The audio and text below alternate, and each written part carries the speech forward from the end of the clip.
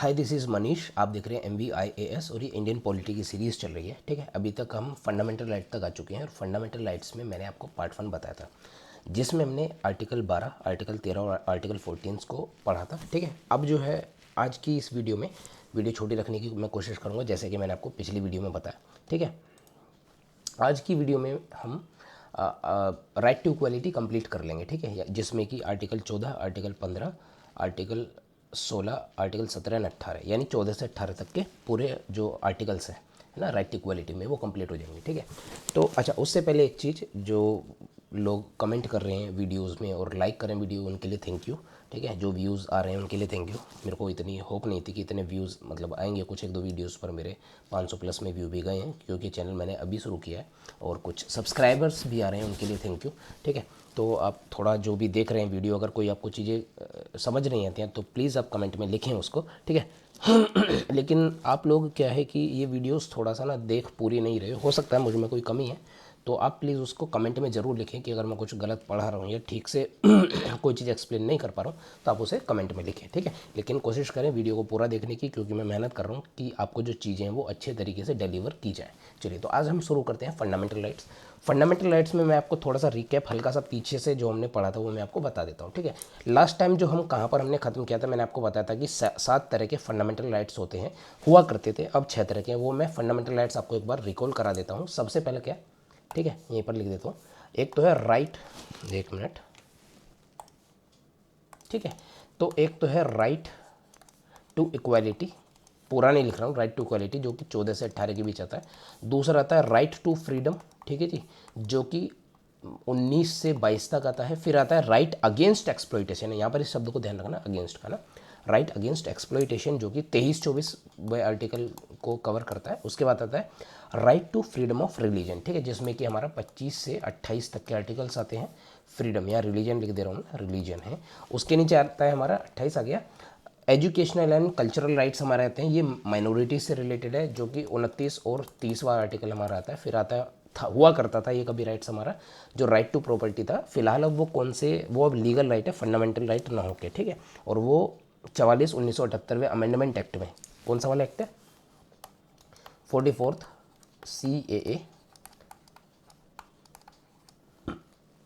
तो जो right to property था यानी आर्टिकल 31 हुआ करता था, वो अब 300A में, किस में चला गया, 300A में चला गया, ये आर्टिकल में चला गया, और अब ये लीगल राइट हो गया, ना कि फंडामेंटल राइट है। ठीक है, उसके बाद मैंने आपको बताया कि राइट टू रेमेडीज़ जो कि आर्टिकल 32 में आता है। ये सारी चीज़ें बाद में पढ़ेंगे। फिलहाल जो आज हम कंप्लीट करने वाले हैं, जो मैं सोच रहा हूँ मैं कंप्लीट कर दूँ, ठीक है, वो हम कंप्लीट करने वाले हैं राइट टू इक्वालिटी, जो कि आर्टिकल 14 से 18 है, जिसमें कि मैं आपको आर्टिकल 14 यानी 14 में आपको पढ़ा चुका हूँ। चलिए, तो अब हम आगे चलते हैं। 15, 16, 17 और 18 ये 4 आर्टिकल्स आज पढ़ने वाले हैं। वीडियो बहुत बड़ी नहीं करनी है, इस वजह से कोशिश कर रहा हूँ कि थोड़े थोड़े आर्टिकल्स मैं आपको समझाऊँ, ताकि आप ज़्यादा बोर ना हो, क्योंकि वीडियो आप पूरी देख नहीं रहे हो। हाँ, ये जो है कि आपका थोड़ा बहुत जो प्यार आ रहा है उसके लिए थैंक यू।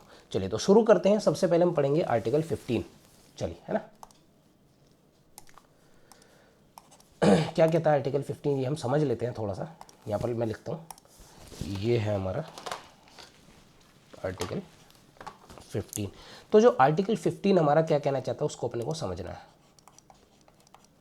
आर्टिकल 15, ठीक है, आर्टिकल 15 सबसे पहले किसको क्या कहता है, आर्टिकल 15 में आपको बता दूँ, प्रोहिबिशन ऑफ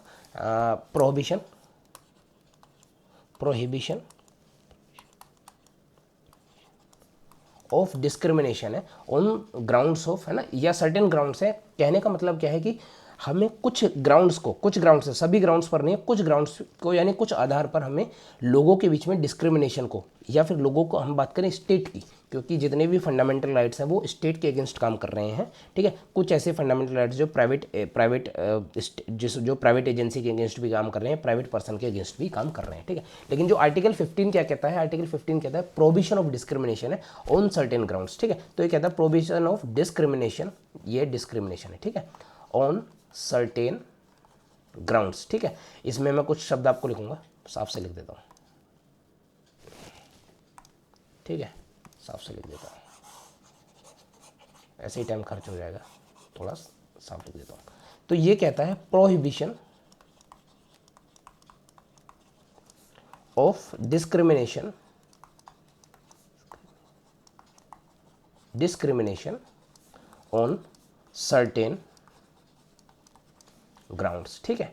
तो ये बेसिकली कहना क्या चाहता है, ये कहना चाहता है सबसे पहले हम प्रोहिबिशन करना है या रोकना है, किस चीज़ को रोकना है, डिस्क्रिमिनेशन को रोकना है ऑन सर्टेन ग्राउंड्स को, ठीक है। सबसे पहले मैं सर्टेन ग्राउंड्स आपको बता दूं जो आर्टिकल 15 में कह रहे हैं, ठीक है। ये सर्टेन ग्राउंड्स है क्या, इनको मैं लिख देता हूँ। एक तो है रिलीजन, ठीक है, रिलीजन के बेसिस पे, यानी कोई हिंदू है कोई मुस्लिम है, ठीक है, उस बेसिस पे मैं आर्टिकल 15 में किसी में कोई हिंदू है तो उसे ज़्यादा अपॉर्चुनिटीज़ है, कोई मुस्लिम से कम अपॉर्चुनिटीज़ है, या कोई हिंदू से कम अपॉर्चुनिटीज़ है, कोई मुस्लिमों से ज़्यादा अपॉर्चुनिटीज़ है, क्रिश्चियन है उसे कम ज़्यादा अपॉर्चुनिटीज़ है, सिख है उसे कम ज़्यादा अपॉर्चुनिटीज़ है ना। या रिलीजन वाइज हम क्या है कोई डिस्क्रिमिनेशन नहीं करेंगे कि भैया इस रिलीजन के लोगों को हम पानी में नहीं, मतलब इस टैंक में नहीं नहाने देंगे, होटल में नहीं जाने देंगे, है ना। या फिर पब्लिक, सिर्फ हम किस में बात करेंगे, पब्लिक प्लेसेस पर हम ये बात करने वाले हैं, ठीक है, वो भी मैं भी बताऊंगा। तो सर्टेन ग्राउंड्स क्या हो गया, सबसे पहले तो रिलीजन हो गया, ठीक है जी।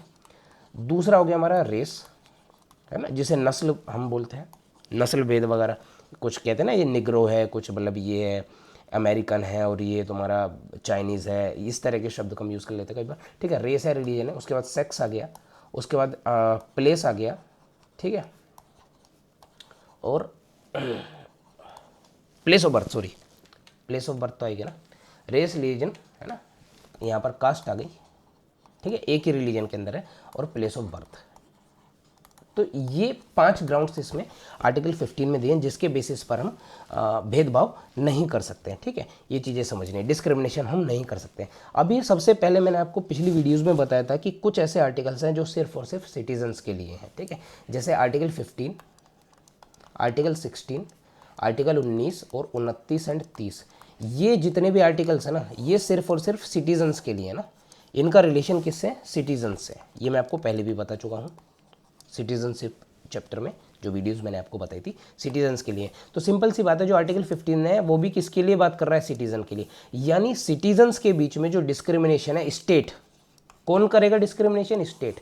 ये जो आर्टिकल है ना, ये किसके लिए काम कर रहा है कि स्टेट कोई डिस्क्रिमिनेशन नहीं करेगा इन ग्राउंड्स पर, जब, है ना, किसमें काम नहीं करेगा, पब्लिक मैटर में, है ना। मानकर चलो आप एजुकेशन मैटर, आप एजुकेशन की बात कर रहे हो, आप हॉस्पिटल की बात कर रहे हो, जिस पर अधिकार स्टेट का रखा है, या कोई भी ऐसी चीज़ जिस पर स्टेट का अधिकार है, वहाँ पर ये डिस्क्रिमिनेशन नहीं होना चाहिए, और वो सिर्फ और सिर्फ किसके लिए, सिटीजन्स के लिए है, ठीक है। अब इसी में दूसरा, जो इसी आर्टिकल 15 का जो दूसरा पहलू ये भी है कि किसी भी व्यक्ति पर, है ना, उसमें क्या कहना चाहता है कि कोई भी कंडीशन या फिर क्या है, रिस्ट्रिक्शन नहीं लगेगा इन ग्राउंड्स के, religion, race, sex, place of birth और कास्ट के बेसिस पर किसी भी व्यक्ति पर कोई क्या नहीं लगेगा, रिस्ट्रिक्शंस नहीं लगेंगे ना। रिस्ट्रिक्शंस का मतलब मैं आपको समझाता हूँ, रिस्ट्रिक्शंस और कंडीशन, किसी भी तरह की कंडीशन नहीं बनेगी, कोई भी रिस्ट्रिक्शंस नहीं लगेंगे, ठीक है, इन 4 religion, race, sex, place of birth और कास्ट के बेसिस पर, ठीक है। तो इसमें कहना क्या चाहता हूँ, इसमें जो दूसरी आर्टिकल 15 में जो दूसरा पॉइंट है वो क्या कहना चाहता हूँ, ये कहना चाहता है कि कोई भी व्यक्ति किसी भी पब्लिक होटल में, जो पब्लिक प्लेसेस है ना, जैसे होटल्स हो गए, टैंक वो हो गए ना, नदी के किनारे जिसमें नदी में नहाने के लिए घाट हो गए जिस पर लोग नहाते हैं, जैसे आपने ये गंगा, ये होते हैं ना हरिद्वार में हो गए गंगा घाट वगैरह, राजघाट वगैरह, वो जो चीज़ें, ब्रज घाट हो गए, ये सारी चीज़ें जहाँ पर लोग जाकर नहाते हैं नदियों में, ठीक है। उसके बाद कुएँ हो गए, तालाब हो गए, उस पर कोई प्रिविलेज नहीं है, किसी क्लास का या कास्ट का कोई प्रिविलेज नहीं होगा, कोई भी व्यक्ति उनमें जा सकता है, ठीक है। नाई की दुकान हो गई, उसमें कोई भी व्यक्ति जा सकता है, सिनेमा हॉल में कोई भी व्यक्ति जा सकता है, मॉल्स वगैरह में कोई भी व्यक्ति जा सकता है। वो सारी चीज़ें जो पब्लिक के लिए बनी हुई हैं उनमें बिना किसी रिस्ट्रिक्शन के, इन सिर्फ और सिर्फ इन बेसिस पे, religion, race, sex, place of birth और कास्ट, इन बेसिस पे। अब अगर कोई व्यक्ति है जो मेडिकल बेसिस पे हम रिस्ट्रिक्शन कर सकते हैं। अब हमें पता है कि कोरोना के टाइम पे क्या है, हम आइसोलेशन में जाने लगे थे, लोगों को पब्लिक प्लेसेस में जाने से, बल्कि अपने घर से भी निकलने से रोक दिया गया था। तो वहाँ पर हमने रिस्ट्रिक्ट किए थे, आर्टिकल 15 को हमने का यूज़, मतलब इसके अगेंस्ट हम गए, लेकिन उसमें जो सर्टेन ग्राउंड्स है ना, वो मेडिकल की बात यहाँ कहीं नहीं हो रही है। तो मेडिकल बेसिस पर हम 2 लोगों के बीच में क्या कर सकते हैं, डिस्क्रिमिनेशन कर सकते हैं। यानी कोई भी ऐसी बीमारी है जो छूने से फैलती है, उसके बेसिस पर हम उस व्यक्ति से दूर हो सकते हैं, डिस्क्रिमिनेट कर सकते हैं कि भैया मुझे नहीं छूना है, ठीक है। तो मैंने आर्टिकल 15 आपको समझाया। हालांकि इसमें भी कुछ एक्सेप्शंस हैं। सबसे पहले में आर्टिकल 15 में 4 वो बनते हैं जो एक्सेप्शंस बनते हैं, जिसमें जो स्टेट ने किए। सबसे पहला तो जो क्या एक्सेप्शन आता है, वो कहता है कि स्टेट, है ना, वुमेन, है ना, और चाइल्ड और चिल्ड्रन के लिए ना, चाइल्ड डेवलपमेंट के लिए, वुमेन और चाइल्ड डेवलपमेंट और प्रमोशंस के लिए क्या कर सकता है, अलग से कोई प्रोविजंस वगैरह कर सकता है, ठीक है, पब्लिक मैटर्स में। तो वुमेन क्या है, एक तो सबसे पहले क्या सीट रिजर्व कर देगा, ठीक है, जो भी पब्लिक बॉडीज़ है ना उनमें स्टेट को अधिकार है कि जितनी भी पब्लिक बॉडीज़ है उसमें वुमेन्स के लिए सीट रिजर्व करने का अधिकार है वुमेन्स को, ठीक है, कर दिया। जैसे और चिल्ड्रंस के लिए अगर मैं बात करूं तो क्या है, फ्री एजुकेशन, ठीक है जी, एजुकेशन, ये आ गया। दूसरा क्या है, स्टेट जो है ना वो एससीज और एसटीज के लिए ना अलग से सीट रिजर्व कर सकता है, ठीक है, सीट रिजर्व कर सकता है, क्या कर सकता है, सीट रिजर्व कर सकता है। दूसरा क्या कर सकता है, दूसरा कर सकता है सीट रिजर्व एंड फी कंसंसेशन, है ना, इसको थोड़ा बीच में गैप बना लो, ठीक है। तो सबसे पहला क्या है कि स्टेट क्या कर सकता है, वुमेन और चिल्ड्रन के लिए, मतलब बच्चों के लिए काम कर सकता है। वुमेन्स के लिए जो बॉडीज़ हैं हमारी, जो क्या बोलते हैं लोकल बॉडीज़ हैं, पंचायत वगैरह सारी चीज़ें, म्यूनसिपैलिटीज़ हैं, उनके लिए सीट रिजर्व कर सकता है वुमेन्स के लिए, ठीक है। दूसरा है बच्चों के लिए जो फ्री एजुकेशन प्रोवाइड कर सकता है स्टेट, जब उसकी क्षमता वगैरह उस हिसाब से, अपने हिसाब से, ठीक है। अगला आता है स्टेट को अधिकार है कि एससी और एसटीज़ के लिए सीट रिजर्व करने का, ठीक है, पब्लिक इंस्टीट्यूशंस में जितने भी क्या होते हैं एजुकेशनल इंस्टीट्यूशंस हैं या दूसरी चीज़ें हैं उनमें सीट रिजर्व करने का और फी कंसेशन का, यानी उनकी फीस भी माफ़ की जा सकती है, कम की जा सकती है और सीट रिजर्व उनके लिए की जाएंगी, ठीक है, स्टेट के द्वारा। तीसरा एक और जो चीज़ आती है, ये अभी मैंने दो आपको चीज़ें बताई, तीसरा आता है ओबीसीज़ के लिए, ठीक है। तो ये चीज़ें बाद में आई, ये मैं भी आपको बताऊंगा, ठीक है। तो जो एजुकेशनल इंस्टीट्यूट्स है ना उसमें ओबीसीज़ के लिए जो स्टेट है वो क्या कर सकता है, एडमिशन में, है ना, एडमिशन में रिजर्वेशन दे देगा, ठीक है जी, क्या दे देगा, एडमिशन में रिजर्वेशन दे देगा, यानी एससी और एसटी के लिए सीट रिजर्व कर देगा और साथ ही साथ क्या फी में कंसेशन कर देगा, लेकिन ओबीसी जो ओबीसी है उनके लिए क्या एडमिशन में रिजर्वेशन कर देगा, ठीक है। तो उससे रिलेटेड कुछ ये जो ओबीसी वाला ये जो आया ना, ये जो क्लोज आया आर्टिकल 15 में, ये जो क्लोज आया वो हमारा आया था 93 है ना, कॉन्स्टिट्यूशनल अमेंडमेंट एक्ट, अगर मैं गलत नहीं होता 2005 में। तो इसमें ये वाला जो क्लोज था जिसमें स्टेट को अधिकार मिला कि ओबीसीज जो में अदर बैकवर्ड क्लासेज हैं, इसके बारे में मैं अभी जब मंडल कमीशन आपको अभी हल्का सा इसी वीडियो में बताऊंगा तब मैं आपको बताऊंगा ओबीसी वगैरह ये शब्द आए कहाँ से और ये सारी कहानी कैसे बनी, अभी समझेंगे, ठीक है। फिलहाल मैं क्या बता रहा हूँ, एजुकेशनल इंस्टीट्यूशंस में बता रहा हूँ। तो 93 अमेंडमेंट एक्ट 2005 जो है वो क्या कहता है, वो स्टेट को पावर देता है कि वो जितने भी एजुकेशनल इंस्टीट्यूट्स हैं चाहे वो स्टेट के द्वारा फंडेड हों चाहे वो स्टेट के द्वारा फंडेड ना हो, ठीक है, यानी वो प्राइवेट भी हो सकते हैं और पब्लिक भी हो सकते हैं, उसे स्टेट एडमिनिस्टर करेगा या फिर अपने प्राइवेट एडमिनिस्ट्रेशन में भी रहेंगे, लेकिन उनमें ओबीसीज की जो सीट्स हैं वो रिजर्व रहेंगी। तो ये अमेंडमेंट एक्ट आया और उसके बाद क्या है, एक एक्ट ऑफ पार्लियामेंट आया, ठीक है, वो क्या आया, सेंट्रल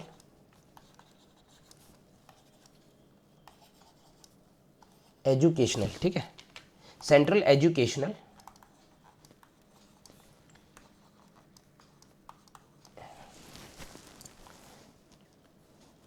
है ना, institute central institution education, central educational institution act, institution act मैं ऐसे बोल देता हूँ, ठीक है। सेंट्रल एजुकेशनल इंस्टीट्यूशन एक्ट आया जो कि हमारा एक्ट आता है इंस्टीट्यूशनल है, लिखते टाइम पे थोड़ी सी दिक्कत हो जाती है, एक्ट है ये हमारा आया 19 में नहीं 2006 में, ठीक है। तो सेंट्रल एजुकेशनल इंस्टीट्यूशन एक्ट हमारा 2006 में आया और इसने क्या किया, जो ओबीसीज है ना अदर बैकवर्ड क्लासेस है उनको 27% का रिजर्वेशन किस में दे दिया, एडमिशन में दे दिया, ठीक है। और लेकिन किस चीज़ को ध्यान में रखा कि टोटल जो रिजर्वेशन हो 50% से ज़्यादा ना हो जाए।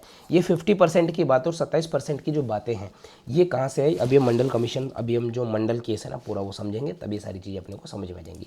फिलहाल अपने को क्या याद रखना, 93 यानी 93 अमेंडमेंट एक्ट 2005, ये 2005 है, ठीक है। और सेंट्रल एजुकेशनल इंस्टीट्यूशन एक्ट है, ठीक है, इंस्टीट्यूशन एक्ट है, ये इंस्टीट्यूशनल नहीं है, इंस्टीट्यूशन एक्ट है 2006, जिसने ओबीसी को 27% का रिजर्वेशन दिया, किस में दिया, एडमिशन में दिया। और लेकिन एक चीज़ का ध्यान रखा गया कि एससी एसटी और ओबीसीज का जो टोटल रिजर्वेशन है ना पब्लिक इंस्टीट्यूशन यानी एजुकेशनल इंस्टीट्यूशन में 50% से ज़्यादा नहीं होना चाहिए। चलिए, तो ये सारी चीज़ें आई। अब जो अगला प्रोविज़न आया ना इसी में आर्टिकल 15 में वो आया, अगला प्रोविज़न आया डी, यानी चौथा प्रोविज़न था, वो ईडब्ल्यूएस के लिए था, ठीक है। तो ईडब्ल्यूएस में स्टेट को क्या पावर दे दी गई कि स्टेट जो है वो इकोनॉमिकली, सबसे पहले ईडब्ल्यूएस हम समझ लेते हैं क्या, ईडब्ल्यूएस हम समझ लेते हैं। तो ईडब्ल्यूएस की जो फुल फॉर्म है वो क्या है ना भैया, इकोनॉमिकली वीकर सेक्शंस, ठीक है।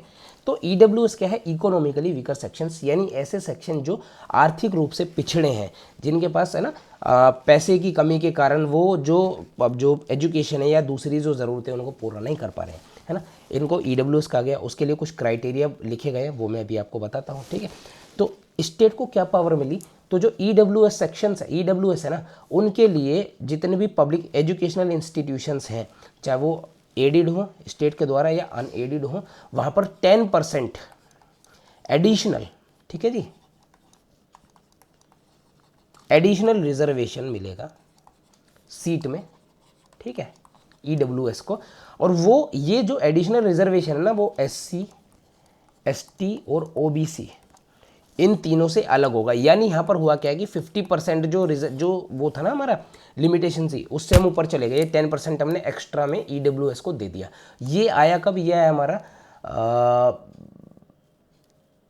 103rd अमेंडमेंट एक्ट 2019, है ना,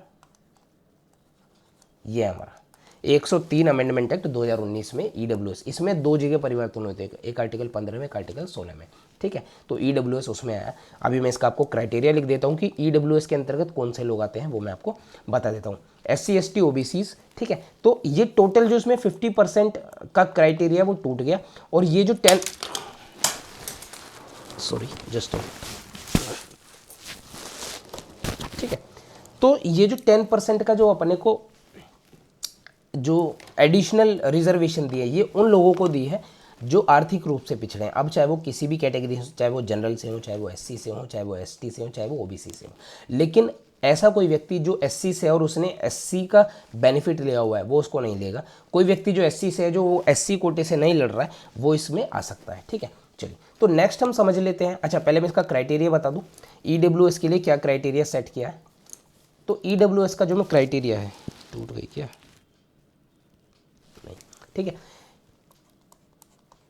ईडब्ल्यूएस का जो क्राइटेरिया वो सेट किया है वो ये है। सबसे पहले तो जो ग्रोस एनुअल इनकम है ना, क्या है, ग्रोस एनुअल इनकम, वो फैमिली की, किसकी होनी चाहिए, फैमिली की, ध्यान रखना है, शब्द का इंडिविजुअल नहीं देखना है बल्कि फैमिली देखना है ना, फैमिली की, वो 8 लाख से कम होनी चाहिए, ठीक है। तो ग्रोस एनुअल इनकम फैमिली की 8 लाख से कम होनी चाहिए। अब सबसे पहले हम समझ लेते हैं कि ग्रोस एनुअल इनकम क्या है। एनुअल यानी सालाना इनकम जो हम कमा रहे हैं, और ग्रोस क्या, टोटल।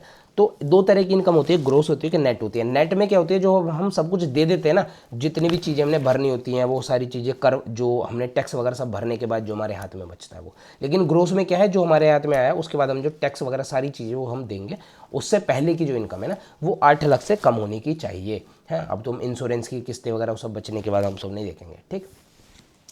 दूसरा, इसमें फैमिली शब्द को जो विस्तृत रूप से बताया गया, तो फैमिली शब्द को बताया गया है कि ईडब्ल्यूएस में फैमिली क्या है। फैमिली में एक तो वो व्यक्ति है, चाहे वो पुरुष हो चाहे महिला हो, जो अप्लाई कर रहा है ईडब्ल्यूएस के लिए, उसके मम्मी पापा, ठीक है, उसके भाई बहन जिनकी की एज 18 साल से कम की है। एक बार और बता दूं, वो व्यक्ति जो अप्लाई कर रहा है या कर रही है, उसके माता पिता उस फैमिली में आएंगे, उसके भाई बहन जिनकी एज 18 साल से कम की है वो फैमिली का हिस्सा होंगे। और अगर वो व्यक्ति मैरिड है तो उसकी जो स्पोस है, यानी या तो पति या तो पत्नी जो भी है, ठीक है, और उसके बच्चे जिनकी एज 18 साल से कम की है, वो इस फैमिली का हिस्सा होंगे। उन सभी की इनकम को मिलाकर 8 लाख से अगर वैल्यू कम बनती है, तो ग्रोस एनुअल इनकम, तो वो ईडब्ल्यूएस के लिए अप्लाई कर सकता है। दूसरा क्या कहता है कि अगर जो ये केस नहीं बनता है, मतलब 8 लाख से कम की मतलब फैमिली, मैंने आपको बताया, अगर जो कोई व्यक्ति है जिसके पास वो एग्रीकल्चर है ना, एग्रीकल्चर लैंड अपने मतलब एक्वायर अपने हाथ में रखता है, उसके एग्रीकल्चरिस्ट है और उसके हाथ में ज़मीन वगैरह है, तो वो जो ज़मीन है वो 5 एकड़ से कम की होनी चाहिए, ठीक है जी, ठीक है। अगर जो कोई व्यक्ति जो रेजिडेंशियल फ्लैट रखता है, कैसा रखता है, फ्लैट जिसके पास में है, तो जो फ्लैट है ना वो 1000 स्क्वायर फीट का हो या उससे कम का हो, ठीक है। अगर वो व्यक्ति रेजिडेंशियल प्लॉट रखता है, ठीक है, मतलब फ्लैट के लिए अलग है, प्लॉट के लिए अलग है, प्लॉट रखता है, प्लॉट में दो कंडीशन बनती हैं, एक बनती है 100 स्क्वायर यार्ड की, है ना, अगर जो नोटिफाइड म्यूनिसिपैलिटीज़ में ना, किसमें, म्यूनिसिपैलिटीज़ में है, ठीक है, यानी जो नगर निगम के अंतर्गत ऐसी कॉलोनियाँ कटी हैं जो नगर निगम के अंतर्गत आती हैं, तो उसमें है ना नोटिफाइड है, म्यूनिसिपैलिटी है, तो उसमें एक 100 गज का प्लॉट है, कैसा है, प्लॉट है, रेजिडेंशियल प्लॉट है, रहने के लिए जगह है, ठीक है। या फिर दूसरा कंडीशन बनता है 200 स्क्वायर यार्ड का जो प्लॉट है, लेकिन वो अदर होना चाहिए, अदर देन नोटिफाइड म्यूनिसिपैलिटी, यानी वो जो भी कॉलोनी है जहाँ पर भी वो जगह वो रह रहा व्यक्ति, वो म्यूनिसिपैलिटी के इस नोटिफिकेशन में नहीं होनी चाहिए। तो ये कुछ ईडब्ल्यूएस की कंडीशंस थी। अच्छा, एक और चीज़ है, जब आप ईडब्ल्यूएस के लिए अप्लाई कर रहे हो ना, तो जितने भी आपके मकान हैं, मानकर चलो एक मैं हूँ और मैं अप्लाई कर रहा हूँ ईडब्ल्यूएस के लिए, तो मेरा एक मकान है जहाँ पर मैं रह रहा हूँ, इसके अलावा और 2-3-4 प्लॉट हैं या फ्लैट हैं जो बाहर पर रह रहे हैं, तो वो सारी चीज़ें जो है ना इसमें क्लब की जाएंगी, वो सारी चीज़ें देखी जाएंगी, गिनी जाएंगी, उसके बाद हम ग्रॉस एनुअल इनकम या फिर जो भी चीज़ें वो सारी चीज़ें हम देखेंगे, ठीक। एक और चीज़, ये जो ग्रॉस एनुअल इनकम अगर 8 लाख है ना, तो वो अलग चीज़ है, लेकिन अगर ये सारी चीज़ें हैं, एग्रीकल्चर लैंड है, रेजिडेंशियल फ्लैट है, रेजिडेंशियल प्लॉट है, इस कंडीशन के अनुसार, तो फिर ग्रोस एनुअल इनकम जो 8 लाख है या तो उससे कम है, कोई मायने नहीं रखती, ठीक है। अगर केवल इनकम देखनी है तो 8 लाख और उससे कम, और अगर ये सारी चीज़ें साथ में तो फिर इनकम को नहीं देखना है, ठीक है। यानी कोई एक कंडीशन इसमें अगर मतलब ओवर हो जाती है तो आप ईडब्ल्यूएस से बाहर हो जाएंगे, ठीक। ये मैंने ईडब्ल्यूएस की कंडीशन बताई। मैं आपको ओबीसी की कंडीशन बताना भूल गया, वो भी मैं जब आपको मंडल केस बताऊंगा तो उसमें क्रीमी लेयर क्या है, वो सारी चीज़ें इसमें आएंगी, वो मैं आपको बताऊंगा। क्योंकि इसमें भी क्या है ना, जो ओबीसी की मैंने आपको भी बताई 93 कॉन्स्टिट्यूशन अमेंडमेंट, ये जो है 2005 का एक्ट है, इसमें क्रीमी लेयर को बाहर कर दिया गया था। जो 27% का रिजर्वेशन दिया ओबीसीज को सेंट्रल एजुकेशनल इंस्टीट्यूशन एक्ट 2006 में, इसमें 27% रिजर्वेशन दिया, लेकिन क्रीमी लेयर को बाहर कर दिया गया। तो क्रीमी लेयर हम समझेंगे क्या है अभी ओबीसी के लिए, जो मंडल कमीशन समझेंगे आर्टिकल 16 में, ठीक है। तो इसके साथ जो है मैंने आपको आर्टिकल 15 समझा दिया, ठीक है। कोई कमी रही हो तो कमेंट में लिख देना अभी के भी। आगे चलते हैं, वैसे आप यहाँ तक आते नहीं हो, लेकिन अगर आ गए हो तो थैंक यू, और आगे भी थोड़ा और धैर्य और पेशेंस बनाए रखें, और आगे पूरी वीडियो को आपको देखना है, ठीक है। नेक्स्ट जो हम समझने वाले हैं वो हम समझने वाले हैं आर्टिकल 16, ठीक है जी। तो आर्टिकल 16 सबसे पहले कहता क्या है, आर्टिकल 16 जो हमारा कहता है वो ये कहता है कि जो provision of discrimination in condition, मतलब पब्लिक एम्प्लॉयमेंट के लिए ना, कहने का मतलब क्या है, मैं आपको लिखा हुआ तो आपने पढ़ा, मैं आपको पूरा पूरा लिख देता हूँ ना। प्रोविजन है, provision of discrimination in public employment है। इसमें क्या है, तो जो पब्लिक एम्प्लॉयमेंट है ना, पब्लिक एम्प्लॉयमेंट में जब आप कोई नोटिफिकेशन स्टेट निकालेगी, तो वो क्या है ना, वो ऐसा नहीं करेगी किसी पर्टिकुलर क्लास के लिए निकालेगी, है ना। जो स्टेट जो भी पब्लिक एम्प्लॉयमेंट में जब जॉब्स के लिए अप्लाई आप करते हो, तो ऐसा नहीं किसी पर्टिकुलर क्लास के लिए वो निकालेगी, वो सबको एक समान रूप से अपॉर्चुनिटी देगी स्टेट, ठीक है। यानी कोई डिस्टिंग्विश नहीं करेगी उसमें पब्लिक एम्प्लॉयमेंट में, ये कहता है। स्टेट जब भी कोई पब्लिक एम्प्लॉयमेंट के लिए जॉब्स वगैरह निकालती है, ऑफर करती है, तो अपॉर्चुनिटी सबको एक बराबर मिलने वाली है। आर्टिकल 16 समान भाषा में बात कहता है, ठीक है। तो अगेंस्ट आर्टिकल 16 स्टेट के अगेंस्ट है, ठीक है। चलिए अब हम इसमें समझ लेते हैं, आप पब्लिक एम्प्लॉयमेंट है, और ऐसा ज़रूरी नहीं स्टेट में जो हम, हाँ ठीक है। चलिए आगे चलते हैं, आर्टिकल 16। अब इसमें मैं आपको कुछ जो वो आते हैं, एक्सेप्शंस आ जाते हैं, तो स्टेट को थोड़ी सी जो पावर है, एक तो पावर है स्टेट को एससी, और है ना, यहाँ भी सर्टेन ग्राउंड्स हैं, पहले मैं सर्टेन ग्राउंड्स यहाँ पर लिख दूँ, रह जाते हैं ना, फिर गड़बड़ हो जाती है, जल्दी जल्दी बोलते टाइम में कभी कभी मैं भूल जाता हूँ। चलिए, तो इसमें भी पब्लिक एम्प्लॉयमेंट में कोई डिस्क्रिमिनेशन नहीं होना चाहिए, और उसमें भी सर्टेन ग्राउंड्स इसमें आर्टिकल 16 में दिए हुए हैं, सर्टेन ग्राउंड्स। तो ये सर्टेन ग्राउंड्स जो हैं वो आर्टिकल 15 के अलग हैं, और आर्टिकल 16 के सर्टेन ग्राउंड्स अलग हैं। इसमें मैं लिख दूँ अगेन, सबसे पहले तो वही है, रिलीजन है, ठीक है जी, उसके बाद है रेस है, ठीक है जी, फिर इसके बाद हमारा सेक्स है, यानी पुरुष और महिला, उसके बाद हमारा प्लेस ऑफ बर्थ है, इन सब पे डिस्क्रिमिनेशन नहीं होना चाहिए, ठीक है। उसके बाद हमारा जो पड़ गया, 4 हो गए ना, कास्ट हो गई, रेजिडेंस हो गया, रेजिडेंस के बेसिस पे या फिर है ना डेसेंट के बेसिस पे, ये सारे जो पॉइंट है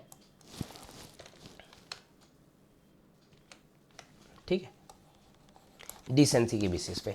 तो इसमें पब्लिक एम्प्लॉयमेंट में जो ग्राउंड्स हैं इसमें ये सारी चीज़ें दी हैं, लेकिन अगेन जो कुछ एक्सेप्शंस आर्टिकल 16 में दिए गए हैं, यानी कुछ जो स्टेट को पावर दी गई है वो पॉजिटिव वो कर सकता है ना, डिस्क्रिमिनेशन है। कहने का मतलब क्या है, आर्टिकल जो स्टेट को पावर मिली हुई है वो स्टेट को क्या पावर है, स्टेट को सबसे पहले एससी और एसटी नहीं, सबसे पहले जो पावर मिली हुई है स्टेट को मिले, स्टेट क्या कर सकता है, किसी भी या तो सेंटर में चाहे तो स्टेट में क्या बोलते हैं स्टेट, चाहे तो सेंट्रल गवर्नमेंट चाहे तो स्टेट गवर्नमेंट। अच्छा स्टेट वही वाला है जो मैंने आपको आर्टिकल बारे में बताया था ना, स्टेट में सेंट्रल और स्टेट गवर्नमेंट या लोकल अथॉरिटी तीनों चीज़ें आती हैं, मैंने आर्टिकल बारे में बताया था।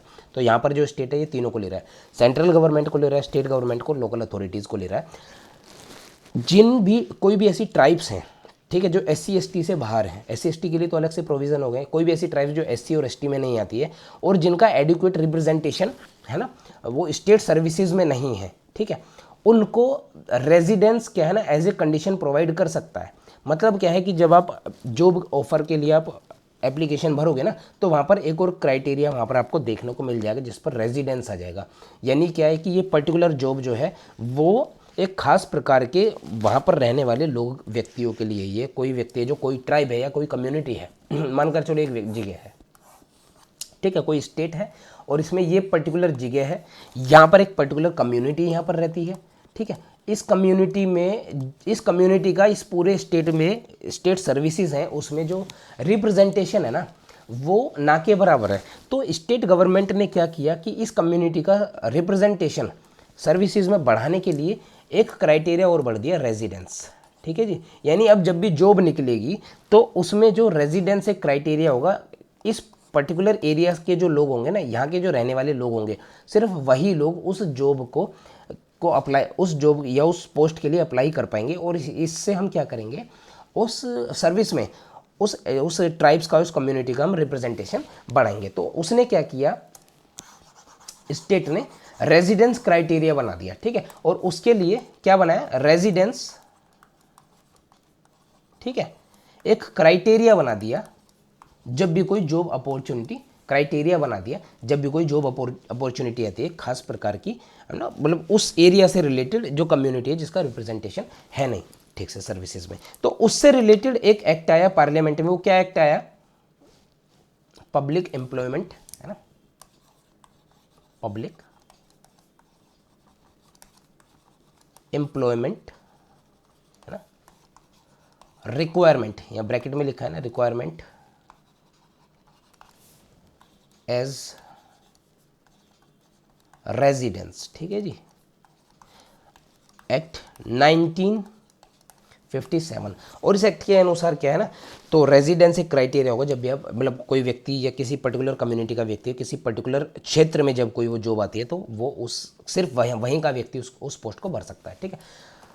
अब इस रेजिडेंस के हिस्से में क्या है ना, जो नॉन गेजेटेड जो पोस्ट है ना सिर्फ वही पोस्ट होंगी, यानी ग्रुप सी और ग्रुप जो डी की जो पोस्ट है सिर्फ वही इसमें पब्लिक एम्प्लॉयमेंट 1957 में रेजिडेंस क्राइटेरिया होगा। ग्रुप ए और ग्रुप बी में ये वाला क्राइटेरिया आपको देखने को नहीं मिलने वाला। तो एक तो स्टेट को ये पावर मिली, दूसरा स्टेट को जो पावर मिली हुई है वो अगेन SC और ST के लिए है ना। SC ST को सीट रिजर्वेशन तो वहाँ हो गया, वहाँ पर एजुकेशनल इंस्टीट्यूट में था। यहाँ पर क्या है, जो पब्लिक पोस्ट होंगी ना, जो जॉब्स होंगी उसमें सीट रिजर्वेशन SC ST को स्टेट को देने का पूरा अधिकार है, ठीक है। अगली जो चीज़ आती है वो आती है, अब इसमें क्या है ना, OBC वगैरह शब्द को देखने को नहीं मिलता है। यहाँ पर क्या है कि स्टेट अगेन से क्या बात करता है कि ऐसी कम्युनिटी या ऐसी ट्राइब्स जिसका एडिक्वेट रिप्रेजेंटेशन नहीं है उसके लिए जो क्या बोलते हैं रिप्रेजेंटेशन है, ये एक तरह से OBC की ही बात इसमें हो रही है, ठीक है, क्योंकि अभी मैं इसको मंडल केस को पूरे को इसी में बताऊंगा। तो OBCs का जो रिप्रेजेंटेशन है ना वो पब्लिक एम्प्लॉयमेंट है, उसमें जहाँ जहाँ पूरा नहीं है वहाँ पर एज ए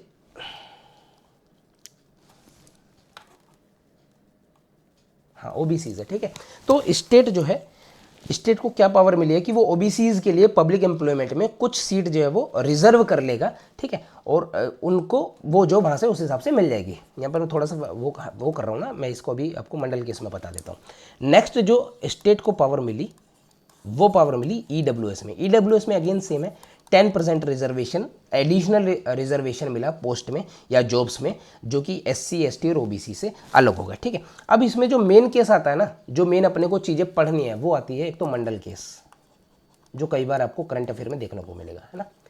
मंडल केस, तो मंडल केस का जो संबंध है वो सीधे OBC से है, ठीक है। ये चीज़ अपने को समझनी है, जहाँ पर मैं हल्का सा ये अभी आपको बता रहा था ना, ये OBC, यहाँ पर ये आपको चीज़ें क्लियर हो जाएंगी। अब चलिए, तो मंडल केस क्या है, ये बात है 1979 की। उस टाइम पे मोरारजी गवर्नमेंट थी, कौन सी थी, मोरारजी देसाई गवर्नमेंट ना, मोरारजी गवर्नमेंट है, ठीक है। तो उन्होंने क्या किया, एक कमेटी बनाई जिसके चेयरपर्सन थे वो BP मंडल थे। कौन थे, BP मंडल इनके चेयरपर्सन थे। और उन्होंने कहा कि भैया एक ये कमेटी बनाई, हमें एक रिपोर्ट दो और ये बताओ कि पूरे भारत में कितनी सोशल और इकोनॉमिकली जो बैकवर्ड क्लासेस हैं, क्या है, सोशल, है ना, एंड इकोनॉमिकली, ठीक है, बैकवर्ड क्लासेस है, उसके बारे में हमें सारी जानकारी दो, ठीक है। तो 2 साल 79 में बनी और करीब करीब 1 साल में ही जो BP मंडल जो चेयर्ड कमेटी थी, उन्होंने अपनी रिपोर्ट दी। उन्होंने बताया करीब करीब 3700, है ना, 37-43 के आसपास 3700 प्लस ऐसी कास्ट हैं जो सोशली और इकोनॉमिकली बैकवर्ड हैं। और दूसरी इन्होंने क्या बात कही, BP मंडल ने जो पॉइंट बताए, सबसे पहला क्या है, 1980 में इनकी रिपोर्ट आई। उन्होंने कहा कि 3700 प्लस कास्ट जो हैं वो सोशल और इकोनॉमिकली बैकवर्ड है, ठीक है। दूसरी इन्होंने बात कही कि इनको 27% जो है रिजर्वेशन जॉब्स में दे देना चाहिए। एक और इन्होंने बात कही कि जो टोटल रिजर्वेशन है ना, यानी SC plus ST plus OBC, ठीक है, ये रिजर्वेशन 50% से ज़्यादा नहीं होना चाहिए। ये सारी जो मंडल कमीशन थी ना, ये सारी उन्हीं के पॉइंट्स हैं। कितनी कास्ट थी, कितनी रिजर्वेशन OBCs को, किनको देनी है, OBCs को, ठीक है ना। इनका नाम क्या रख दिया गया, अदर बैकवर्ड क्लासेस, ठीक है, अदर बैकवर्ड कास्ट और अदर बैकवर्ड क्लासेस, ठीक है। या अदर क्यों आए हैं, क्योंकि वो SC और ST से अलग हैं, लेकिन इनको भी क्या देना है, रिप्रेजेंटेशन देना जरूरी है। और किस में दिया, जॉब्स में। अभी जो बात चली है वो 1980 के आसपास की बात चली है, यानी 1980 की। तो अभी सिर्फ और सिर्फ हम जॉब्स की बात कर रहे हैं, ठीक है, ठीक है। अब हुआ क्या कि जब 1980 में रिपोर्ट आ गई, ठीक है, जो मंडल कमीशन की जो रिपोर्ट आ गई, तो उसके करीब करीब 10 साल बाद VP सिंह की सरकार आई। VP मैनन बोल दिया गलती से। उसके 10 साल बाद, इस रिपोर्ट के 10 साल बाद अगेन वही गलती कर रहा हूँ, VP सिंह की जो सरकार आई, तो उन्होंने क्या किया, उन्होंने 27% OBC के लिए रिजर्वेशन उस रिपोर्ट में कहा गया था ना, उन्होंने उसको अप्लाई कर दिया 1990 में, जब VP सिंह की सरकार आई। उसके अगले ही साल जब नरसिम्हा राव, है ना, नरसिम्हा राव की सरकार आई ना, नरसिम्हा राव, तो उन्होंने एक चीज़ कही कि 27% जो OBCs को रिजर्वेशन मिल रहा है ना, वो OBCs में भी जो यानी कहने का मतलब क्या है कि जो OBCs हैं, है ना, अदर बैकवर्ड क्लासेस हैं, उसमें भी कुछ सेक्शन तो ऐसे होंगे जो बहुत जो रिच होंगे, है ना, कुछ सेक्शन ऐसे होंगे जो पुअर होंगे, यानी जिनके पास उनकी स्थिति बहुत ज़्यादा खराब है। तो नरसिम्हा राव की जो गवर्नमेंट थी, उन्होंने एक बात कही कि जो पुअरर सेक्शन है ना OBC के अंतर्गत, उन्हें रिजर्वेशन पहले मिलना चाहिए। और यहाँ से जो कंसेप्ट हो, क्रीमी लेयर का कंसेप्ट निकल के आता है, ठीक है। ये सारी बातें हुई। दो बातें नरसिम्हा राव सरकार ने कही थी। पहले तो पुअरर सेक्शन को क्या मिलना चाहिए, रिजर्वेशन मिलना चाहिए। यहाँ से क्रीमी लेयर की बातें एक तरह से हमें इनडायरेक्टली देखने को मिल रही है कि जो OBC में रिच वर्ग है, यानी जो अपना जीवन यापन कर सकते हैं, उन्हें क्रीमी लेयर में डाल दिया और उन्हें इस रिजर्वेशन से 27% के रिजर्वेशन से बाहर रखा जाए, ठीक है। दूसरा जो पॉइंट नरसिम्हा राव सरकार ने कहा, उन्होंने एक बात कही कि 10% का, है ना, एडिशनल क्या है, रिजर्वेशन देना है अपने को, जॉब्स में देना है। और वो किसको देना है, वो देना अदर, ध्यान रखना शब्द को, इसको अदर इकोनॉमिकली, ये मैं लिख दो ना, बैकवर्ड क्लासेस और कास्ट को ना, बैकवर्ड क्लासेस को ये चीज़ें देनी है। तो ये जो EWS का कंसेप्ट है ना, वो हमें नरसिम्हा राव सरकार में देखने को मिल रहा है। यहाँ पर क्या कह रहा है, इकोनॉमिकली बैकवर्ड क्लासेस, ठीक है। और अब का जो नाम एग्जिस्ट करता है वो EWS है, यानी इकोनॉमिकली वीकर सेक्शन। तो दोनों एक ही बात है। और यहाँ पर अदर आ रखा है ना, यानी जो जिनका जो जो बेस है ना वो इकोनॉमिकली है, जो ओबीसी है वो इकोनॉमिकली, उसमें सोशल और इकोनॉमिक दोनों शब्द हैं, यहाँ पर सिर्फ इकोनॉमिकली है, ठीक है। तो ये दोनों चीज़ें हैं, 10% एडिशनल रिजर्वेशन की बात हुई और एक ही हमारा 27% की बात हुई। तो आगे जो है इसके बाद आई हमारी एससी की रूलिंग। तो एससी का एक जजमेंट आया, एससी ने क्या कहा, जब मंडल केस आया है ना, मंडल केस बना, ये मंडल केस 1992 है।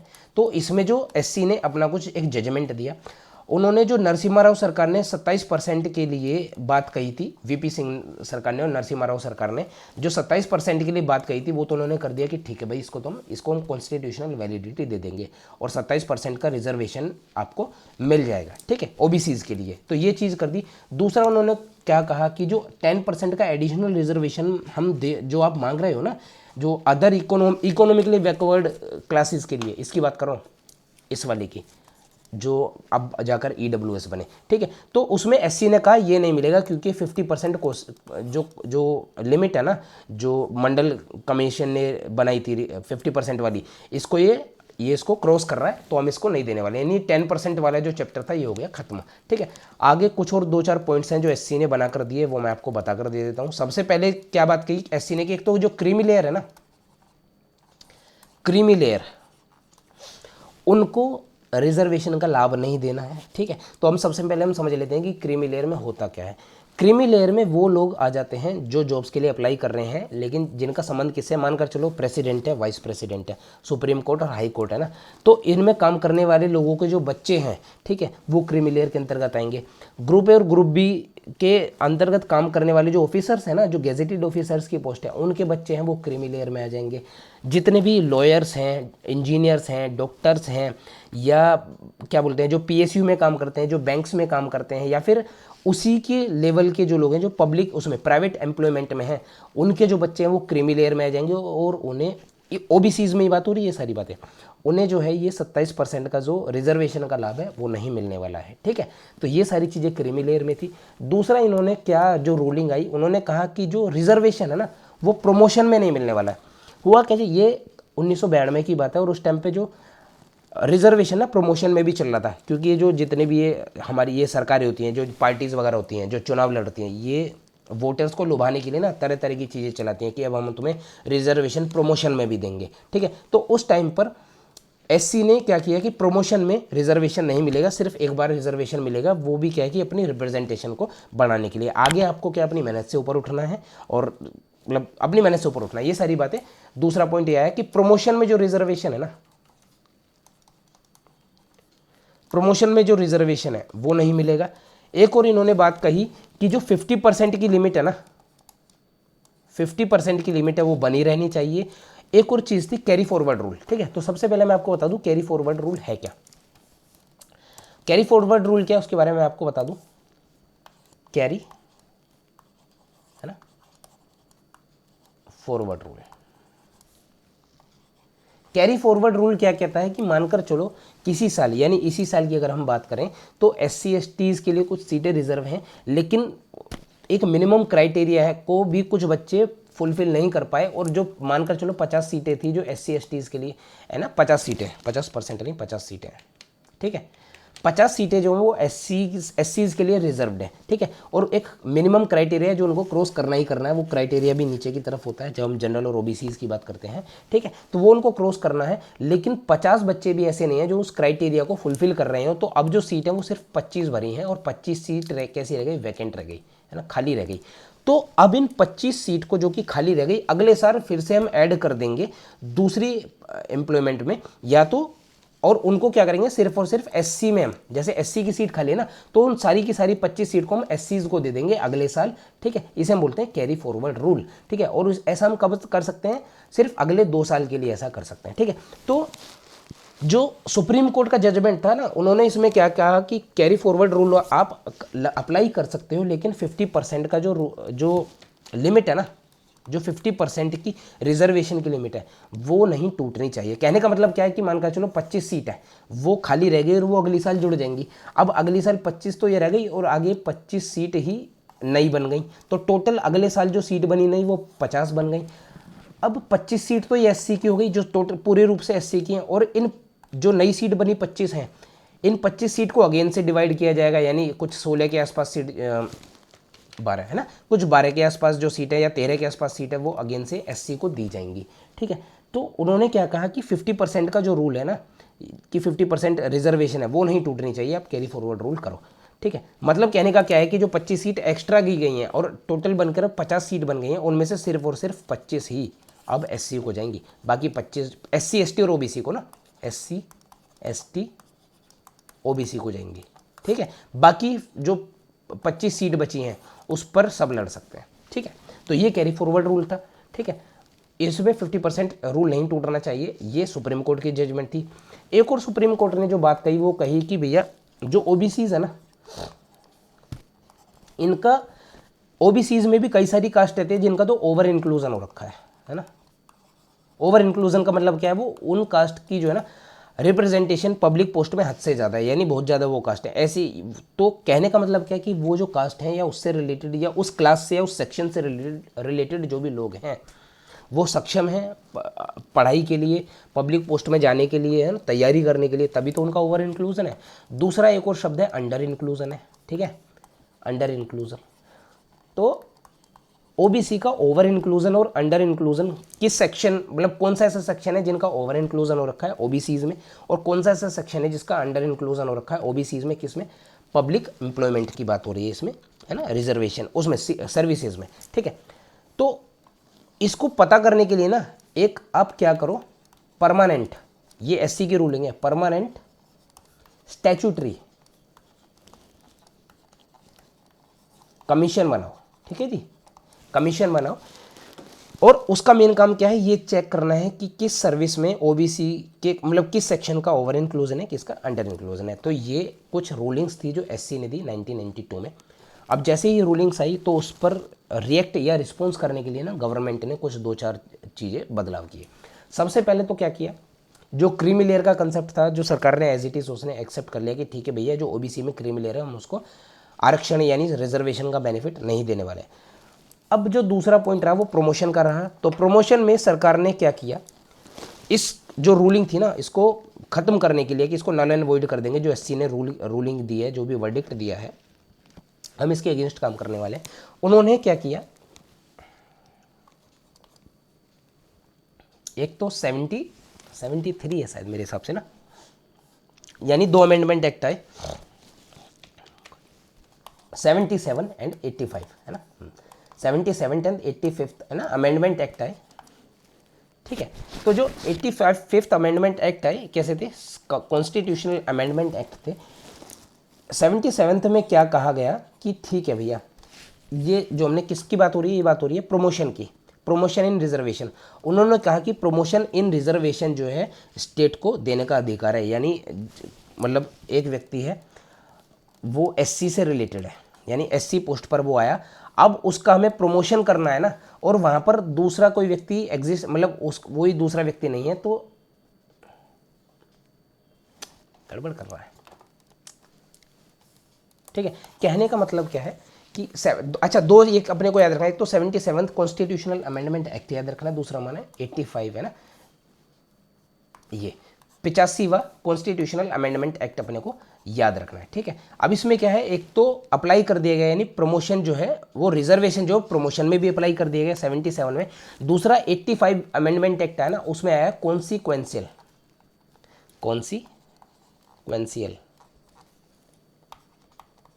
सीनियोरिटी। मैं इसको समझाता हूँ ये क्या शब्द है ना, सीनियोरिटी है ना, सीनियोरिटी को है ना अप्लाई मतलब सीनियोरिटी को वैलिड कर दिया गया। तो अब इसमें समझ लेते हैं, प्रमोशन में रिजर्वेशन रहेगा यानी एससी मानकर चलो एक व्यक्ति है, अब इसमें इसको समझा दूँ एग्जाम्पल के द्वारा मैं समझा दूँ ना, हल्का सा आज में थोड़ा सा मतलब बीच में मेरे को ऐसे ही हो रहा है, चलिए उसको आप थोड़ा इग्नोर करना। ठीक है, तो मानकर चलो 2 लोग हैं, एक हम मान लेते हैं एम, एक हम मान लेते हैं एन। जो एम है वो एससी में है और जो एन है वो जनरल कैटेगरी में है। ठीक है, जनरल कैटेगरी में है।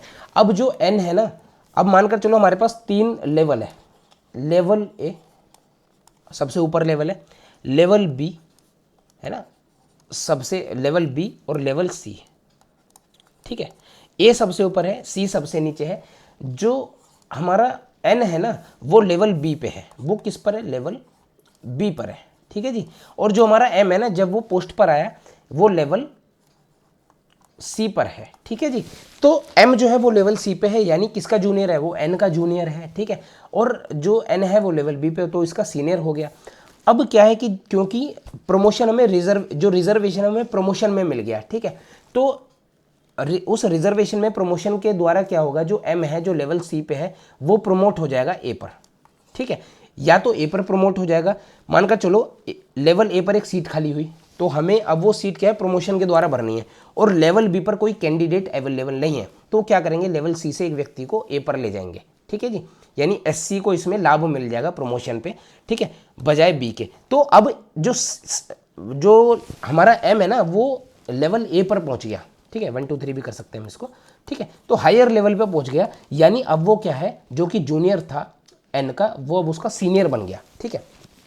तो बात ये उठी कि भैया ठीक है, जो जूनियर था वो सीनियर तो बन गया, लेकिन अब आगे आने वाले टाइम में जब एन का प्रमोशन होगा, यानी जो अब जूनियर हो चुका है, पहले सीनियर था, तो क्या अब वो उसके ऊपर कूद पाएगा। तो इसी कंडीशन को क्या कहा गया, कॉन्सिक्वेंशियल सीनियोरिटी कहा गया। मतलब क्या है कि जो व्यक्ति एक बार सीनियर बन चुका है ना प्रमोशन में रिजर्वेशन के द्वारा, वो अब आगे के लिए सीनियर ही रहेगा। अब उसको क्रॉस करके नीचे वाला व्यक्ति जूनियर मतलब सीनियर नहीं बनने वाला है, ठीक है। यानी ये जो एन है ना, ये अब इसका हमेशा के लिए जूनियर रहेगा। तो इस चीज़ को भी अप्लाई मतलब इस चीज़ को भी वैलिड कर दिया गया 85वें अमेंडमेंट एक्ट में, ठीक है, कॉन्सिक्वेंशियल सीनियोरिटी, ठीक है, ये चीज़ थी। नेक्स्ट जो इसमें बात आई,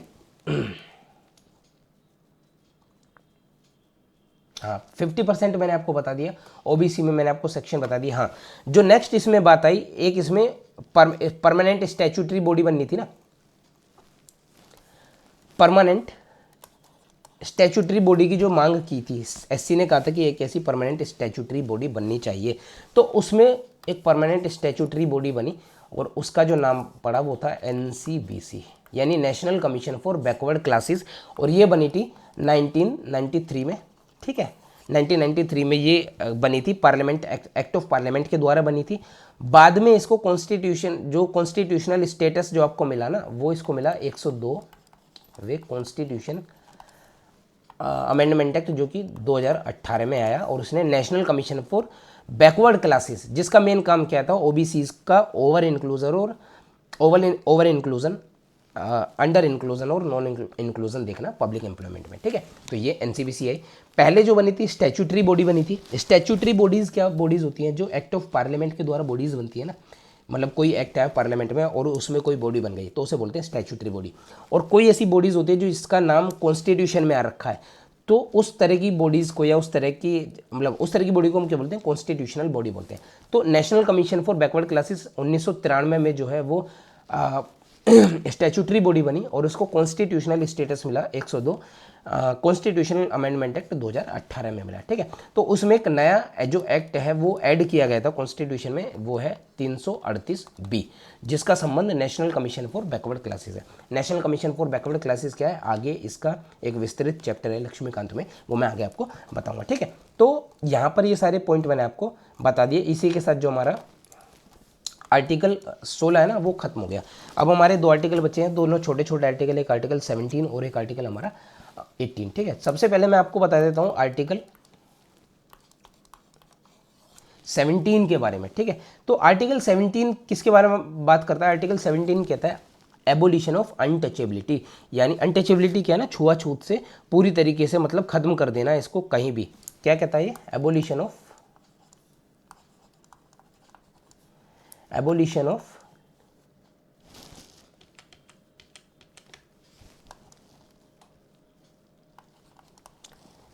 of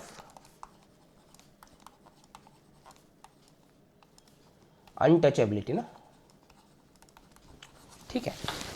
तो एबोलिशन ऑफ अनटचेबिलिटी कहता है कि किसी भी रूप में किसी भी फॉर्म में अनटचेबिलिटी एग्जिस्ट नहीं करनी चाहिए, और अगर स्टेट इसके लिए कार्रवाई नहीं करता ना, तो स्टेट भी मतलब स्टेट अगर इसके लिए जो जरूरी कार्रवाई करनी है इसको रोकने के लिए अनटचेबिलिटी को, वो अगर स्टेट नहीं करता है तो स्टेट भी पनिशेबल मतलब वो एक पनिशेबल ऑफेंस होगा, ठीक है। तो इससे रिलेटेड फिर एक पार्लियामेंट एक्ट आया, और उस एक्ट का नाम क्या है, अनटचेबिलिटी एक्ट है, वो था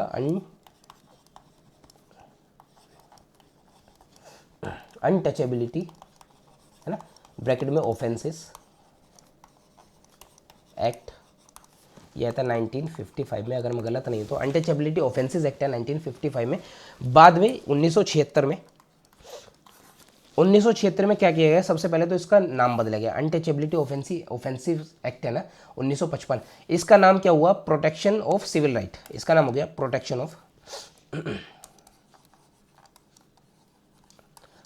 ऑफ सिविल राइट्स एक्ट है ना 1955, यानी सबसे पहले तो इसका नाम बदला गया। दूसरे 1976 की ये बात है, ठीक है। दूसरी चीज़ें जो इसका जो स्कोप है वो और ज़्यादा बड़ा कर दिया गया, जो पनिशेबल जो वो है ना कोड वगैरह वो और ज़्यादा स्ट्रिक्ट कर दिए गए ताकि अनटचेबिलिटी किसी भी फॉर्म में एग्जिस्ट ना करे, ठीक है। आर्टिकल 17। अब जो अनटचेबिलिटी शब्द है ना, अगर इस शब्द की ही बात करें,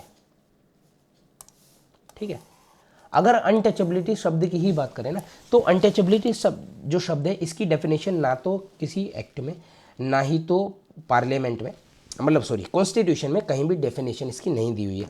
तो इस पर क्या है, मैसूर का एक हाई कोर्ट है, मैसूर हाई कोर्ट, ठीक है। मैसूर हाई कोर्ट ने अनटचेबिलिटी अपने एक जजमेंट में, अपने एक वर्डिक्ट में अनटचेबिलिटी शब्द है ना इसकी एक डेफिनेशन दी है, और उनके अनुसार क्या है कि उन्होंने जो बात कही है कि अनटचेबिलिटी जो शब्द है ना इसका कोई शाब्दिक मतलब नहीं लेना है, यानी जो ये वर्ड है इसका कोई मतलब एज इट इज़ इसका अनटचेबिलिटी उस शब्द से इसको नहीं देखना है इसको, बल्कि हमें क्या देखना है, कस्टम के हिसाब से देखना है, जो हिस्टोरिकली धीरे धीरे इस कंट्री में धीरे धीरे पनपा और फिर धीरे धीरे बड़ा हो गया, ठीक है। मतलब कहने का क्या है, अनटचेबिलिटी, मैसूर हाई कोर्ट ने क्या कहा कि अनटचेबिलिटी क्या है, एक सोशल है ना, सोशल क्या है, डिसएबिलिटी है, ठीक है जी। क्या है, डिसएबिलिटी है, जो किसी व्यक्ति को है ना एक सर्टेन कास्ट में पैदा होने के कारण उसके जन्म से ही उसके ऊपर लगा दी जाती है, उसे कहते हैं अनटचेबिलिटी, ठीक है। तो इसी के साथ आर्टिकल 17 भी खत्म हो गया, इसमें बहुत ज़्यादा है नहीं अपने को देखने को। नेक्स्ट हम आते हैं आर्टिकल 18 में।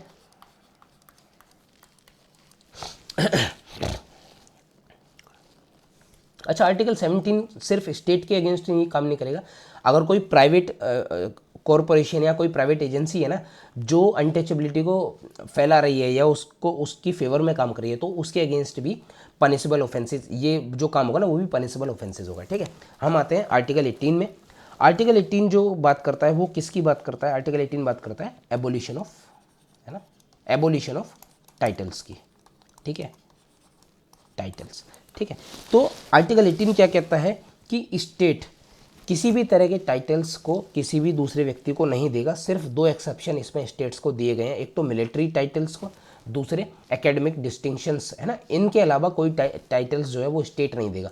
अगेन जब भी मैं स्टेट की बात कर रहा हूँ तो स्टेट गवर्नमेंट की बात नहीं कर रहा हूँ, बल्कि स्टेट की जो डेफिनेशन है वो आर्टिकल 12 में मैंने आपको समझाई थी। इसमें सेंट्रल गवर्नमेंट भी आ जाती है बाय पार्लियामेंट, और उसमें एग्जीक्यूटिव एक्शन, यानी गवर्नमेंट और लेजिस्लेचर दोनों पार्ट उसमें आ जाते हैं, और वो स्टेट सेंट्रल पर उसके आ जाते हैं गवर्नमेंट के, स्टेट गवर्नमेंट या फिर कोई लोकल अथॉरिटी, सारी चीज़ें उसके अंदर आ जाती है, ठीक है। तो एबोलिशन ऑफ टाइटल्स है, स्टेट को रोकता है कि तुम कोई टाइटल भैया किसी व्यक्ति को नहीं दोगे, चाहे वो सिटीजन हो चाहे वो फॉरनर हो, ठीक है। एक्सेप्ट एक तो मिलिट्री टाइटल आप दे सकते हो, दूसरा आप एकेडमिक डिस्टिंक्शन का टाइटल दे सकते हो। इस तरह के टाइटल्स है, ठीक है। तो इसमें कुछ और जो प्रोविजंस हैं आर्टिकल 18 में, वो क्या प्रोविजंस हैं, सबसे पहले क्या है, कोई भी सिटीजन है ना,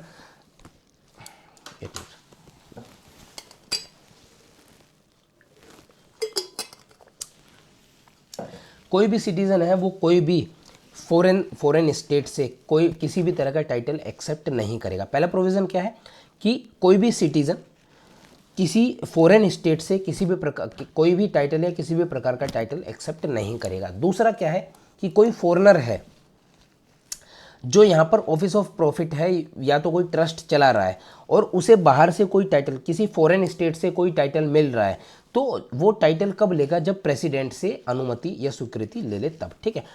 जब बात करते हैं कि कोई सिटीजन और फॉरेनर है, उसे कोई दूसरा फ़ायदा मिल रहा है टाइटल के अलावा, कोई गिफ्ट वगैरह मिल रहा है, कोई प्रेजेंट मिल रहा है, कोई ओमोल्यूमेंट्स मिल रहा है या ऑफिस ऑफ प्रॉफिट बाहर से उसे मिल रहा है, तो वो उस चीज़ को भी, उसमें दोनों आ गए, सिटीजन और फॉरेनर दोनों आ गए, वो उस केस को मिलने जो भी प्रेजेंट्स और गिफ्ट्स वगैरह उसको मिल रहे हैं वो भी प्रेसिडेंट के स्वीकृति यानी कंसेंट के बिना वो एक्सेप्ट नहीं करेगा। ये सारे कुछ इसमें प्रोविजंस थे जो आर्टिकल 18 में थे।